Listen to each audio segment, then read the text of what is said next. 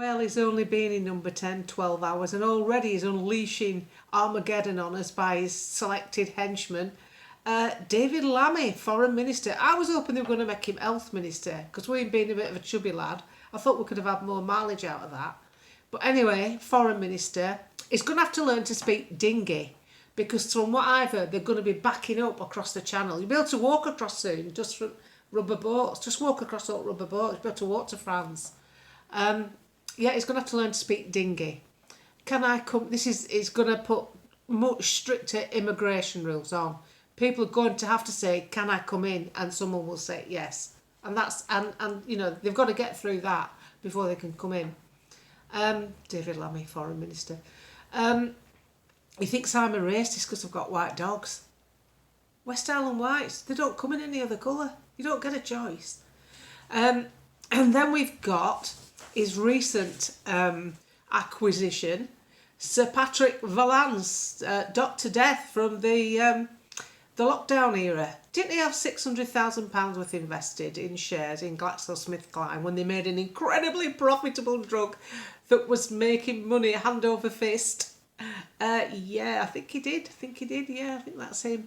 And he sort of like, you could be forgiven for thinking these scientists and what have you change the tune depending on who's coming up with the goodies. Anyway, he's come back as chief scientist.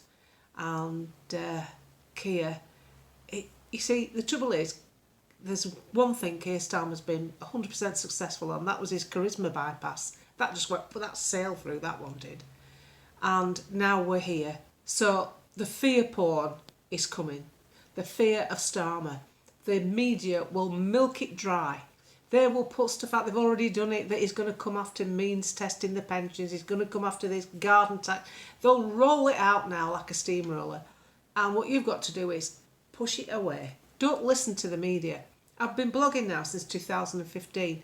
One of my first blogs was, don't listen to the media.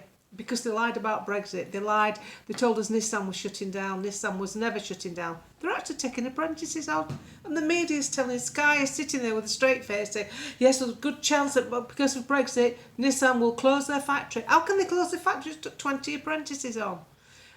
Same with P&O Ferries. Oh, we'd never get food across the channel. We're all going to starve. No, I spoke to P&O Ferries myself because I invented a character called Mrs. Battersby, an old lady, so that I could ring places up. And they're nicer to old... Well, I'm an old lady, but I mean a really, really old lady, where I taught to talk like that, love, you know. Hey, love.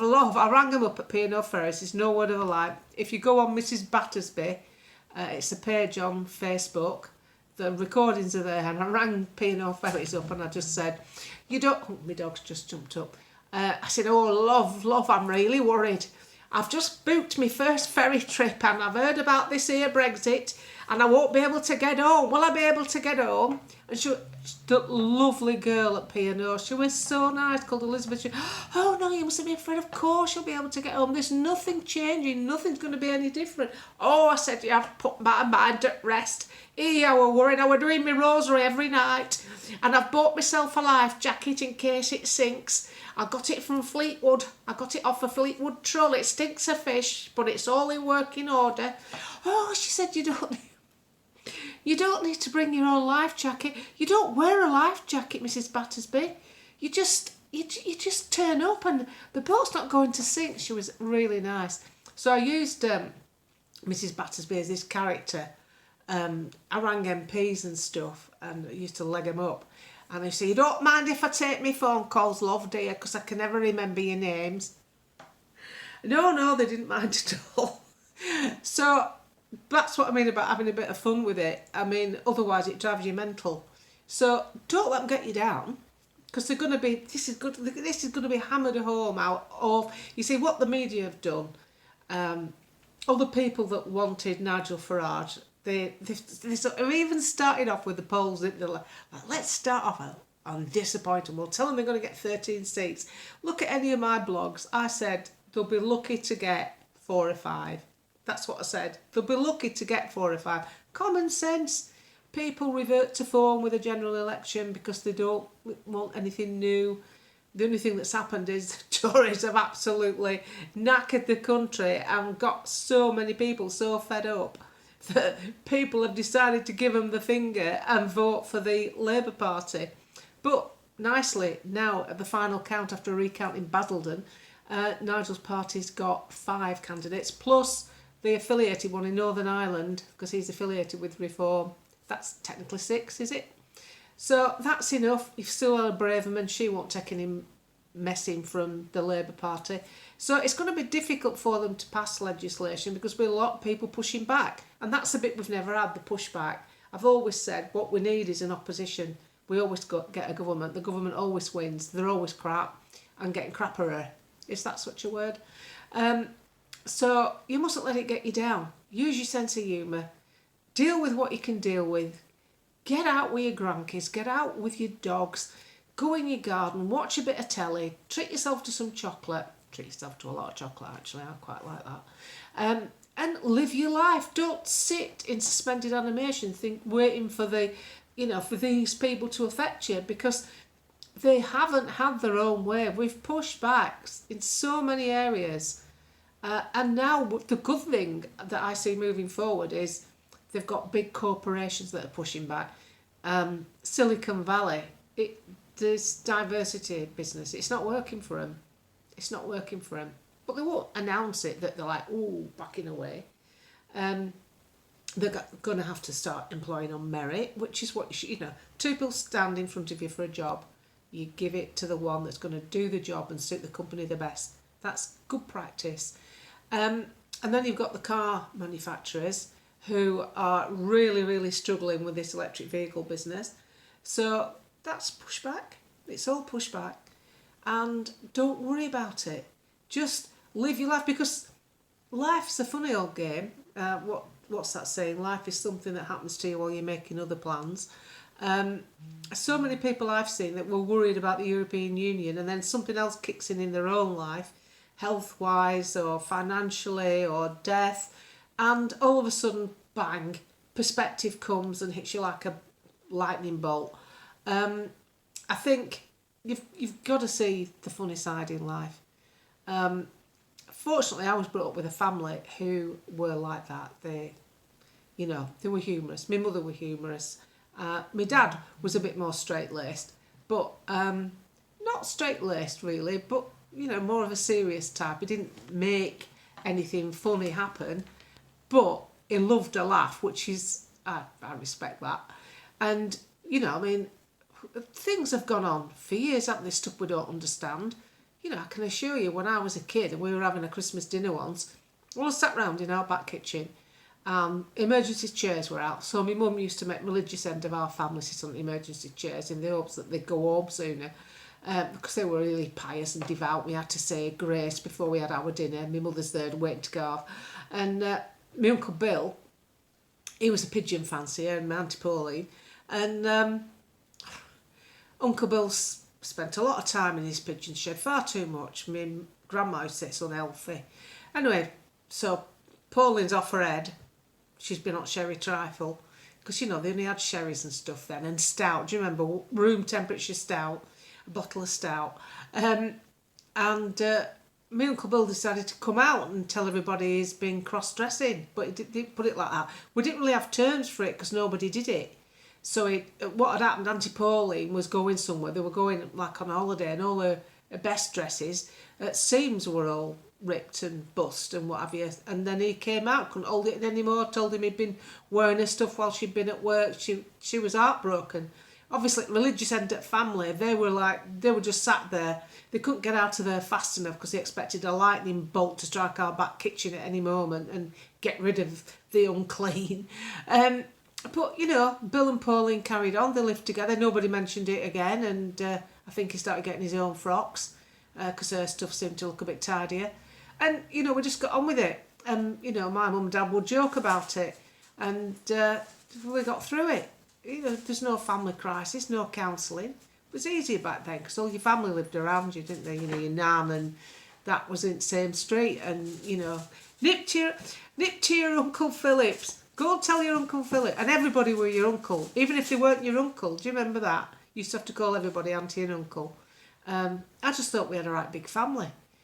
Turned out they were only neighbours and friends. So coming from that era where I lived in a terraced house and everybody popped in and out and looked after each other and you didn't lock your front door, there was a friendliness to that era that will never probably be brought back, because once you get more money and you start buying a bigger house and it has a bigger garden, so your neighbour's further away, you don't interact as much, do you? And I think that's why people like going caravanning, because you go back, and especially if you've got a tour and you're going in the field, you're going back to basics and you need your neighbours, because something might happen to your portaloo. And we need each other, we need to be connected. And with social media, we can be connected. We don't have to sit here isolated looking at the news thinking, well, after the last 3 years, half my family doesn't speak to me because I wouldn't join in the rollout. So you've lost all them. Your colleagues think you're bonkers at work, but then again, you're not the one with 3 lots of shingles. So it's important to connect, and connect in a positive way. Like I see on the thread when you talk to each other, that's good.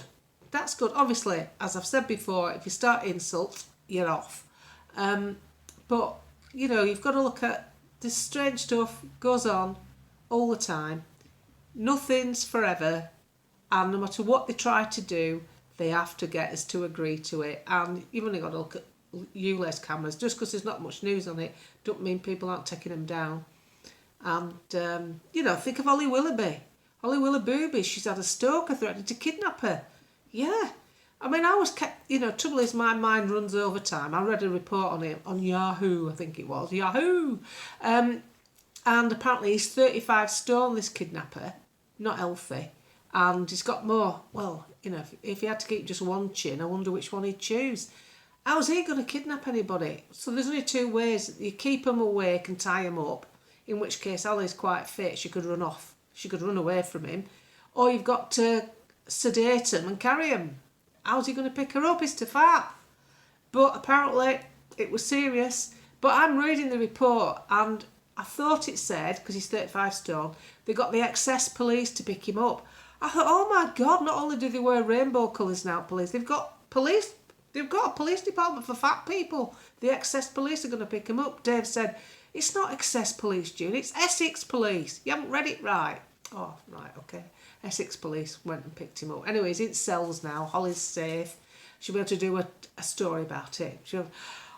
And I just want to say, are you okay, Holly? Are you okay? It's actually not funny, is it, having a stalker?